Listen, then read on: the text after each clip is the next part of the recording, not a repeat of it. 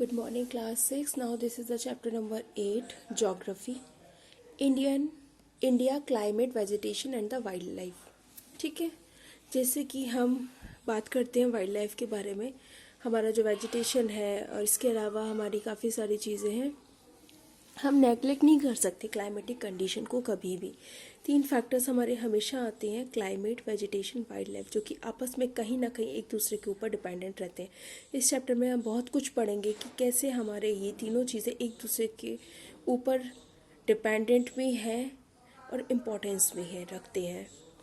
Climate की बात करते हैं। क्लाइमेट हमारा एक फंडामेंटल एलिमेंट है हमारे एनवायरनमेंट का, जो कि इन्फ्लुएंस करता है हमारे दोनों चीज़ों को, ह्यूमंस को भी और प्लांट्स को भी, जो कि दोनों लाइफ के लिए कहीं ना कहीं एक दूसरे के रिस्पॉन्सिबल रहते हैं। ये हमारा काफ़ी इम्पोर्टेंट रोल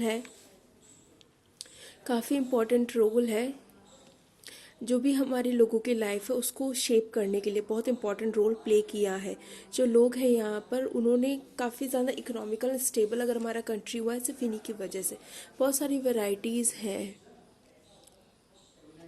सीजन्स, इंडिया में सीजन्स की, ठीक है ना, जिन्हें एक्सपीरियंस अगर करते हैं तो काफ़ी ज़्यादा अमेजिंग एक्सपीरियंस रहते हैं, ठीक है ना। इसके रिजल्ट में अगर आते हैं तो देखते हैं कि वैरायटी ऑफ क्रॉप्स हम यहाँ पे उगाते हैं, हम डिफरेंट तरह की खेती यहाँ पे करते हैं ऑल ओवर द कंट्री। जो क्लाइमेट है इंडिया का, उसे हम ट्रॉपिकल मॉनसून क्लाइमेट बोलते हैं।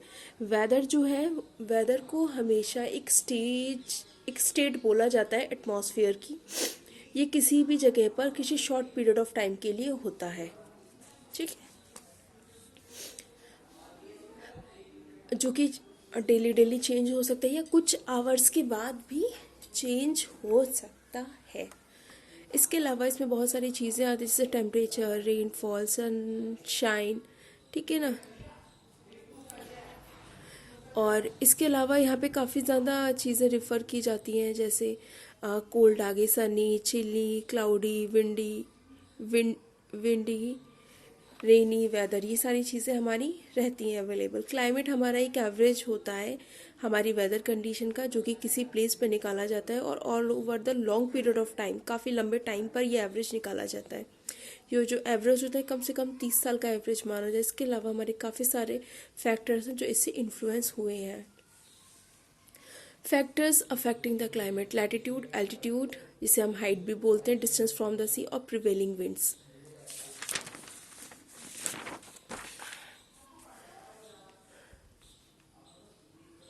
लैटिट्यूड की बात करते हैं। ट्रॉपिक ऑफ कैंसर है वो हमारा रन होता है वेस्ट टू ईस्ट की साइड से, और ये इंडिया को 2 जोन्स में डिवाइड करता है। जो साउथर्न पार्ट है हमारा ट्रॉपिकल जोन का, साउथ पार्ट में हमारा ट्रॉपिकल जोन आता है और नॉर्थ पार्ट में हमारा सब ट्रॉपिकल जोन आता है। जो टेम्परेचर है वो जनरली हमारा काफ़ी ज़्यादा हाई होता है all over the country. Altitude की बात करते हैं, ठीक है ना। जो टेम्परेचर है किसी भी जगह का, वो डिपेंड होता है हमारा उसी की हाइट पर। जो हाइट है हमारी किसी भी जगह की, अगर हाइट हमारी ज़्यादा रहेगी उस जगह की, जो टेम्परेचर है वो हमारा लोअर रहेगा। इसी को हम लैप्स रेट भी बोलते हैं, जो कि टेम्परेचर के साथ हमारा वेरी करता रहता है, ठीक है ना। और ये जो हमारा मतलब एक जो टेम्परेचर का जो 1 ड्रॉप माना जाता है वो हमारा ऑलमोस्ट 6 डिग्री के बराबर होता है, और उसका जो आरोहण रहता है वो 1 किलोमीटर के रीजन में रहता है।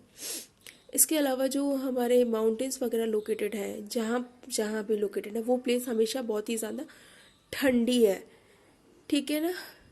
जैसे हिल स्टेशंस हुए शिमला, नैनीताल, ऊटी, महाबलेश्वर, ये सारी जगह हमारी पूरी साल क्या रहती हैं, ठंडी रहती हैं। सिर्फ गर्मियों में ही गर्मी वाला सीज़न आता है, अदरवाइज ये ठंडी ही रहती हैं full of the year.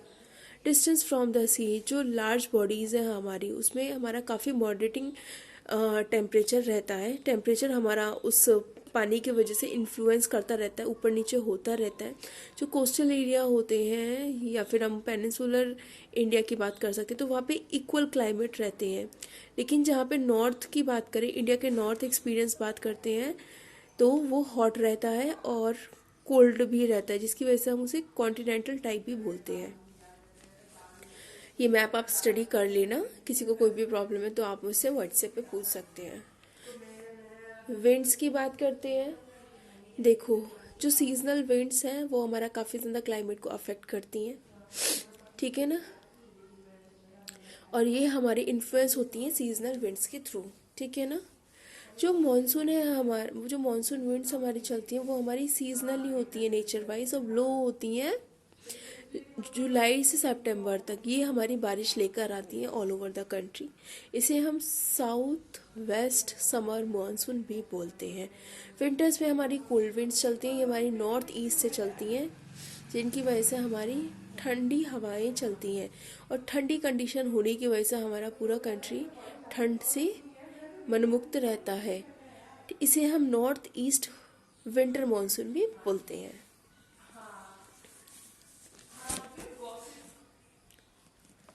Season off India की बात करते हैं। देखिए, हमारे 4 मेन सीजन्स हैं इंडिया के। विंटर, इसे हम कोल्ड वेदर सीज़न भी बोलते हैं। ये जो हमारा कोल्ड सीज़न है हमारा दिसंबर से फेब तक रहता है। इसमें हमारा टेम्परेचर काफ़ी ज़्यादा नीचे चला जाता है। नॉर्थ इंडिया का, हम जहाँ रहते हैं वो नॉर्थ इंडिया बोला जाता है। इसके अलावा जो इस टाइम पर जो हमारा टेम्परेचर वो काफ़ी ज़्यादा लो रहता है, रिकॉर्ड होता है काफ़ी ज़्यादा लो। इंडिया इंडिया का जो पीरियड है ये काफ़ी ज़्यादा ठंडा रहता है। टेम्परेट साइक्लोन्स हमारे आते हैं, अकर होते हैं, जिसे हम नॉर्थ वेस्टर्न रीजन पर सबसे ज़्यादा देखने को मिलते हैं। समर और हॉट वेदर सीजन्स की बात करते हैं तो ये हमारा एक्सटेंड होता है मार्च से लेकर मई तक। जो टेम्परेचर हमारा काफ़ी ज़्यादा हाई है, पूरे साल पूरा ईयर रहता है। इस टाइम पर हमारी गर्म हवाएं चलती हैं, जिसे हम लू भी बोलते हैं, और ये हमारे नॉर्थन इंडिया में चलती हैं। कल बैसाखी, जो कि वेस्ट बंगाल, आसाम, इसमें हमारे मैंगो शावर भी होता है, ठीक है। हमारे जो आम है वो पक जाते हैं।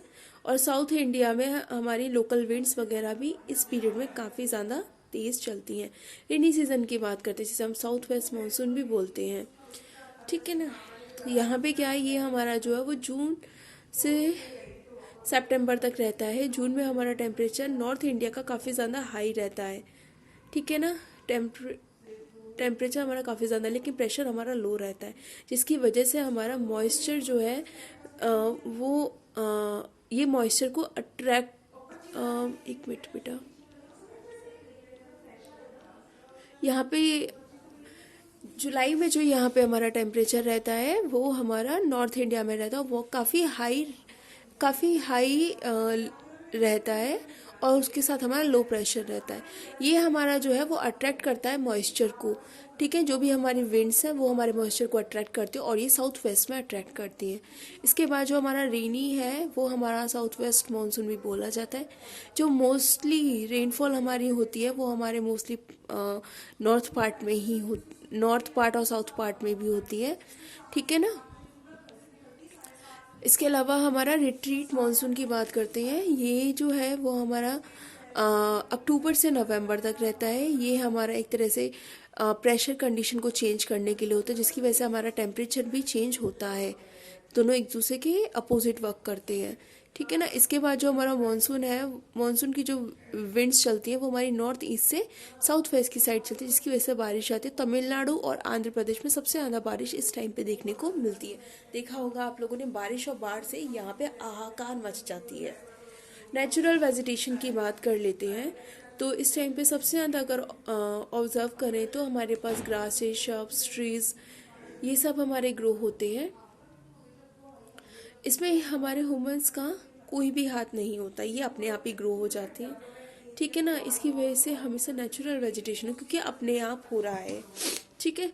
डिफरेंट टाइप के हमारे नेचुरल वेजिटेशन है जो कि डिपेंड होते हैं हमारे डिफरेंट टेम्परेचर पर, जिसकी वजह से हमारे डिफरेंट रेनफॉल कंडीशंस होती हैं, और उसके थ्रू हमारे इनकी स्पीड रहती है कि कौन सा पेड़ कितने टाइम तक कैसे कैसे बढ़ेगा। तो उसका प्रेशर, टेम्परेचर, हमारी सनलाइट्स, ये सारी चीज़ें, हमारा मानसून, ये सब वेरी करता है, ठीक है।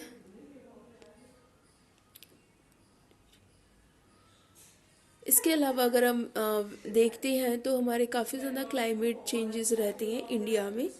ये हमारा काफ़ी ज़्यादा मतलब क्लाइमेट चेंज रहते हैं हमारे नेचुरल वेजिटेशन को लेकर भी।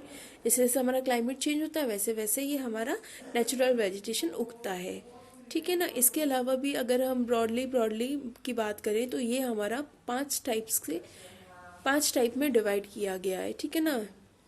जैसे ट्रॉपिकल रेन फॉरेस्ट और evergreen rain forest, tropical deciduous forest, thorny forest, mountain forest और टाइडल और मैंग्रोव फॉरेस्ट, ठीक है। अभी मैं आपको इतना ही पढ़ा रही हूँ, इसके बाद मैं नेक्स्ट वीडियो में आपको बाकी का कंटिन्यू करती हूँ, ठीक है class. Bye bye, take care.